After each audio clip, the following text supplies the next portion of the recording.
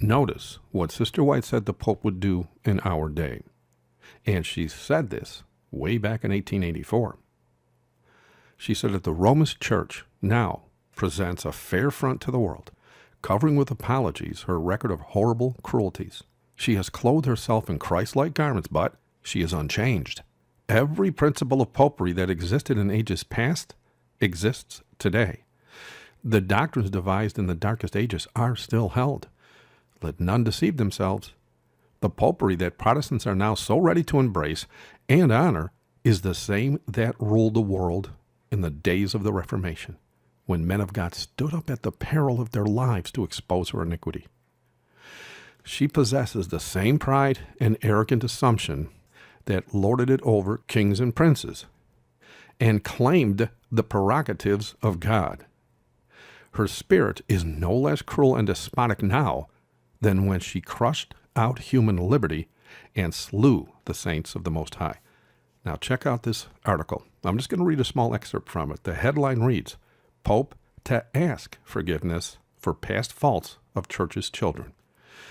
It says, on March 12th, the first Sunday of Lent, John Paul II will publicly ask the Lord's forgiveness for past and present faults of the children of the Church.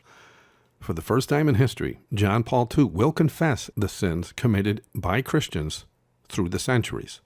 Specifically, he will admit the sins committed in the service of truth, which they declare are intolerance and violence against dissidents, religious wars, violence and abuses of the Crusades, and violent methods of the Inquisition.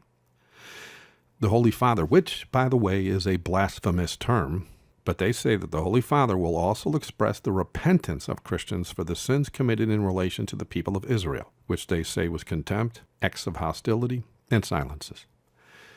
Well, first and foremost, please understand not a single Christian committed any of these crimes. Basic reality is, and we are living in the last days, so we know this now because the prophecy says the man of sin will be revealed in our day. None of the popes and the prelates of Rome are Christians, none of them. Have you seen some of the videos that I've been putting up in regards to how not only were they caught having satanic services in the Vatican, they're making buildings in the shapes of Satan, the serpent that he took form of in the Garden of Eden?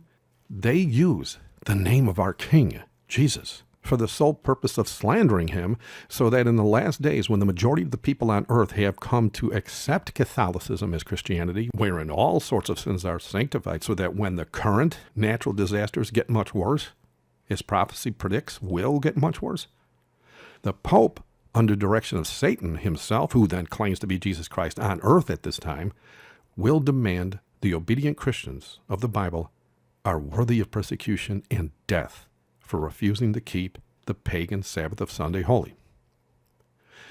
As prophesied, they will blame us for the calamities because we refuse to keep Rome's Sunday Sabbath, that they say by keeping will stop the calamities, when in fact those calamities have nothing to do with the Pope's climate change or global warming or even global cooling for that matter. These worldwide disasters were prophesied. They are the final signs that herald the arrival, the second coming of Jesus Christ. And also notice that the present Pope, because they're trying to keep the love fest going, he's also apologizing for the sins of the church, claiming it, again, was Christians that did what they did, further confirming the prophecy of Ellen White. Ellen White not only prophesied that the Roman Catholic Church will apologize for her past evils as a way to save face and gain global approval, which we have seen fulfilled right before our very eyes, she also prophesied that the Protestant people will accept this apology and actually honor the Pope. Every Protestant church, and this includes the Seventh-day Adventist Church, have openly declared the Pope to be a holy man, in writing no less, and some on camera, when not too long ago, these very same churches all in unison declared him to be the man of sin, or the son of perdition, or even Antichrist.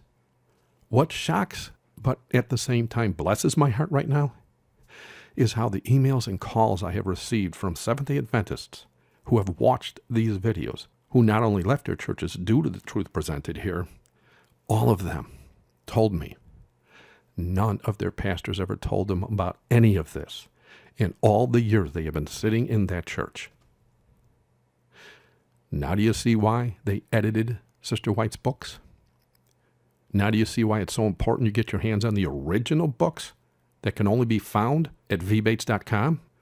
Had the people of God in the Seventh-day Adventist Church known about her real message, or even some of the prophetic statements made by her about our day, I would think that many more Seventh-day Adventists would have left the church long ago.